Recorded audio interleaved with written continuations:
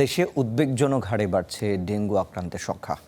দক্ষিণাঞ্চলে হটস্পট ঝালকাঠি, এর পাশাপাশি কিন্তু এই ডেঙ্গুর প্রকোপ কিন্তু বেড়েছে অন্যান্য জেলাতেও।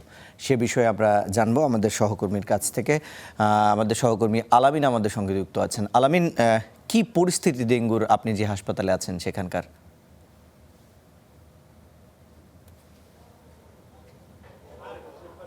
ঈশান, আসলে একটু পরিসংখ্যান দিয়ে শুরু করি। জানুয়ারি থেকে এখন পর্যন্ত কিন্তু ঝালকাঠি জেলায় মোট ১৪৬২ জন মানুষ ডেঙ্গু জ্বরে আক্রান্ত হয়ে বিভিন্ন স্বাস্থ্য কমপ্লেক্সে ভর্তি হয়েছেন বা চিকিৎসা নিয়েছেন। আর আজকের কথা যদি বলি, গত ২৪ ঘন্টায় যে স্বাস্থ্য বিভাগের তথ্য সেই অনুযায়ী আজ বিভিন্ন হাসপাতালে রয়েছেন ৪১ জন রোগী ভর্তি। এর মধ্যে ঝালকাঠি সদর হাসপাতালে রয়েছেন ২৫ জন।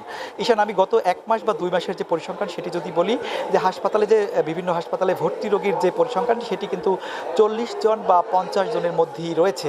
আর এই ডেঙ্গু জ্বরে আক্রান্ত হয়ে ইতিমধ্যে ঝালকাঠি জেলায় ৬ জন রোগী কিন্তু মৃত্যুবরণ করেছেন। এর মধ্যে শিক্ষার্থী রয়েছে এবং প্রাপ্তবয়স্করাও রয়েছেন। এর মধ্যে ৫ জন আসলে নারী এবং ১ জন পুরুষ রয়েছেন। এর মধ্যে ঝালকাঠি সদর হাসপাতালে ১ জন মারা গেছেন এবং ঝালকাঠি থেকে ডেঙ্গু আক্রান্ত হয়ে বরিশাল বা খুলনা এবং ঢাকায় মারা গেছেন ৫ জন। তো এই যে ৬ জনের মৃত্যুর পর কিন্তু মানুষের মধ্যে উদ্বেগ উৎকণ্ঠা আরও অনেক বেশি বেড়েছে। আর শুরু থেকে কিন্তু প্রশাসন ঝালকাঠি শহরে যেহেতু ডেঙ্গু আক্রান্তের সংখ্যা সবচেয়ে বেশি, এই সমস্ত এলাকা থেকে ৯টি এলাকাকে চিহ্নিত করে তারা হটস্পট হিসেবে, ডেঙ্গুর হটস্পট হিসেবে তারা চিহ্নিত করে আসলে প্রশাসন কার্যক্রম শুরু করেছে।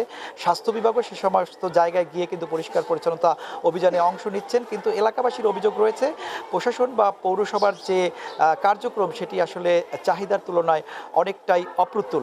তো ডেঙ্গুর যে এই ভয়াবহ পরিস্থিতি, এ থেকে আসলে উত্তরণে স্বাস্থ্য বিভাগের পরামর্শ যে তাদের যে তৎপরতা, তার পাশাপাশি স্থানীয়রা যদি সচেতন না হয় তাহলে আসলে এই ডেঙ্গু থেকে রক্ষা পাওয়াটা অনেকটা কঠিন।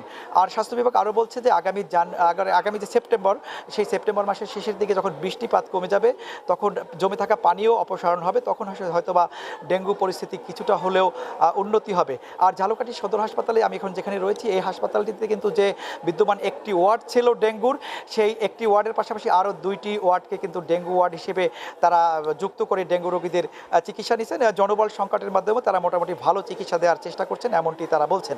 তো ঝালকাঠি থেকে আমার কাছে এই ছিল ডেঙ্গু পরিস্থিতির সবশেষ। ঈশান। আলামিন, আপনাকে ধন্যবাদ।